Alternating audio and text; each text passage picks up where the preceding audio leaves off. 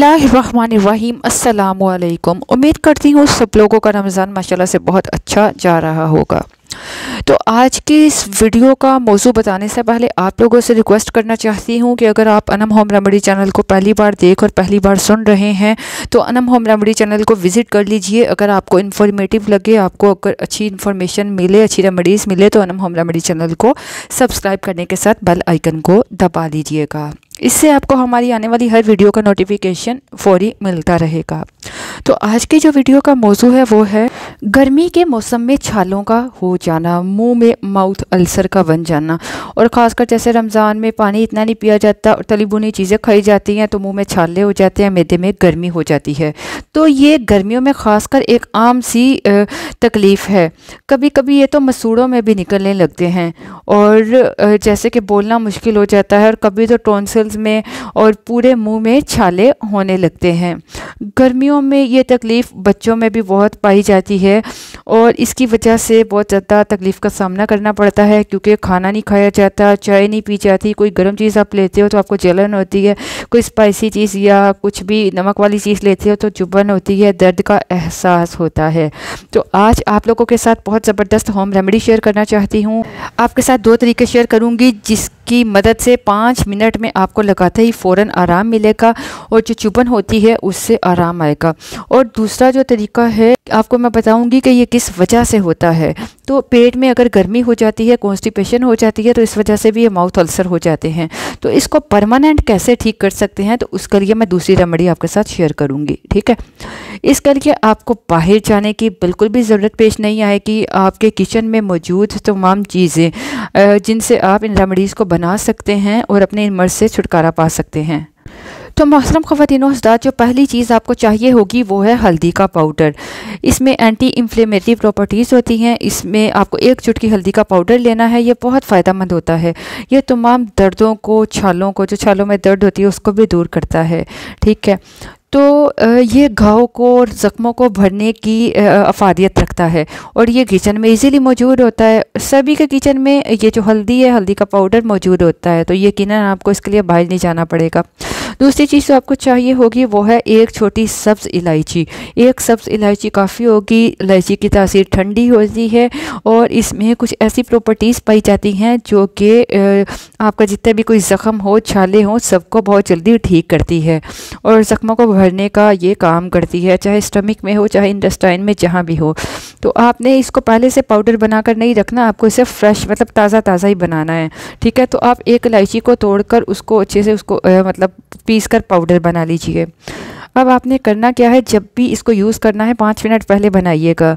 1 चुटकी हल्दी में आप छिलके को हटाकर इलायची को कूट लें, जो बीज होते हैं इलायची के उसका पाउडर बन जाएगा। उसको आप हल्दी के साथ मिक्स कर लीजिए। ठीक है, अब जो तीसरी चीज़ आपको इसमें मिलानी है वो है थोड़ा सा शहद। ठीक है, चम्मच का चौथाई हिस्सा शहद काफ़ी होगा, इससे ज़्यादा आपने यूज़ नहीं करना और इसको मिक्स कर लेना है अच्छी तरह से। ये आपकी जलन को बहुत जल्दी ठीक करता है, आपके छालों में जो प्रॉब्लम हो रही होती है उसको ठीक करता है। इसको आपने अपने पूरे मुँह में जहाँ जहाँ भी छाले हैं वहाँ आपने लगाना है। ये बहुत फ़ायदेमंद चीज़ है। इसे आप बच्चों को भी लगा सकते हैं। अगर बच्चे छाले की वजह से परेशान हैं उनको भी आप ये लगा कर दे सकते हैं। इसमें एक और ज़बरदस्त चीज़ मैं आपके साथ शेयर करने वाली हूँ जो आपको इसमें मिलानी है, वो बहुत फ़ायदेमंद है और वो ज़बरदस्त चीज़ है घी। आप देसी घी ले लीजिएगा तो बहुत फ़ायदा होगा। ठीक है, वरना आप कोई भी घी यूज़ कर सकते हो, पर देसी घर का घी होगा तो वो आपको बहुत फ़ायदा देगा। ठीक है, अब आपको इसमें थोड़ा सा घी मिलाना है, ज़रा सा, तकरीबन 3 ड्रॉप्स आप घी के डाल लीजिए और उसको अच्छी तरह मिक्स कर लीजिए।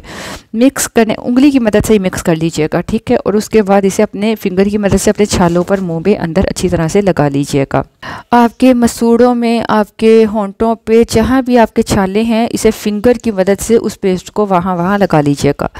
2 से 3 बार लगा लीजिए। जब आप लगाओगे तो आपको अगर बहुत ज़्यादा प्रॉब्लम है, बहुत ज़्यादा छाले हैं, तो आपको जलन का एहसास हो सकता है। ठीक है, बर्निंग सेंसेशन हो सकती है, इतनी जलन होगी कि आप बर्दाश्त कर सकते हैं।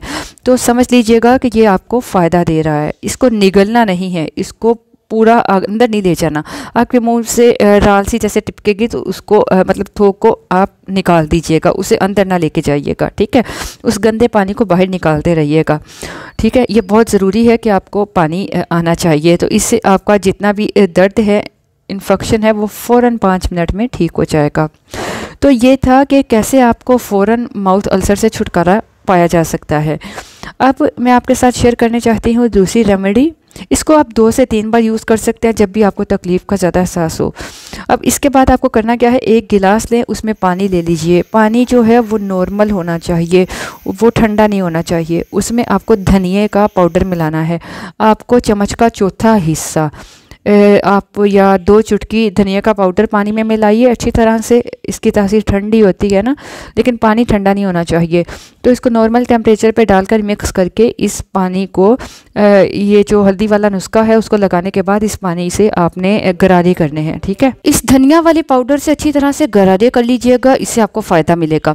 अब दूसरी रेमेडी जिसकी वजह से आपको अगर गर्मी की वजह से छाले निकल रहे हैं, पेट में गर्मी है, कॉन्स्टिपेशन है जिसकी वजह से छाले निकल रहे हैं, तो वो परमानेंट ठीक होंगे, जिसके लिए आपको चाहिए गूंद कतीरा।